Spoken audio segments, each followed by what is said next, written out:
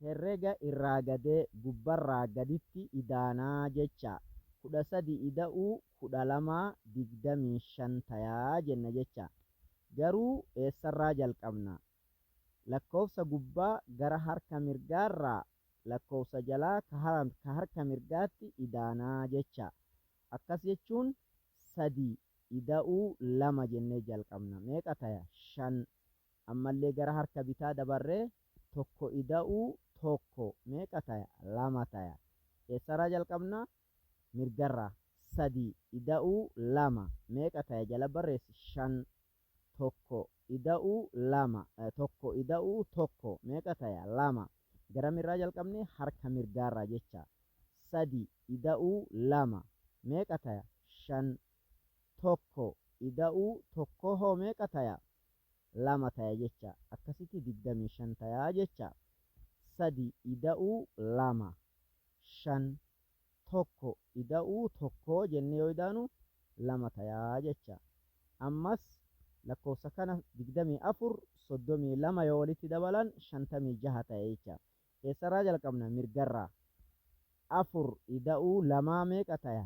6. Gara bitaa dabri ammallee 2 ida'uu 3 meeqa taya? 5. Eessarraa jalqabne? 4 irraa.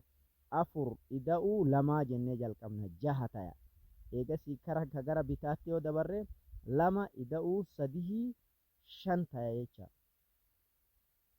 4 ida'uu 2 6 jenne gara harka mirgaatiin.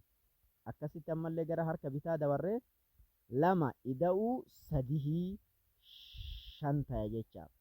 Walumaa galatti maal ta'e duuba 24 dabaluu 32 56 ta'e jecha. Garuu akkamitti jalqabnaa? Harka mirgaarraa.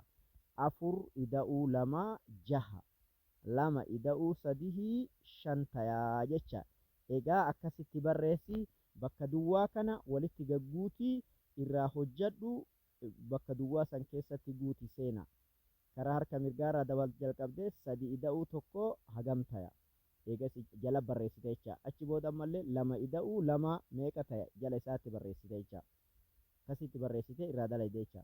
Kunillee 2 ida'uu 2 meeqa taya jalatti barreessita. 4 ida'uu 3 meeqa taya jalatti barreessita. Akkasitti jala isaatti barreessitaa jecha. 2 ida'uu 2 meeqa taya? 4 ida'uu 3 meeqa taya? Akkas jettee barreessita. Egaa 2 ida'uu 2 meeqa taya jalatti barreessita. 4 ida'uu 3 meeqa taya jala isaatti barreessite jecha.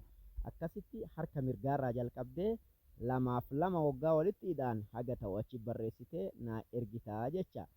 4 fi 3 waggaa walitti dabalanillee jala isaatti barreessite jecha. Akkasitti eessarraa jalqabdaa? Harka mirgaarraa jalqabdee akkasitti hojjattee naa erguu qabda. Seenaa sagaleellee na dhageessisuu qabda. Barruullee na agarsiisuu qabda. Dirqama keetii siin jedha. Jabaadhu.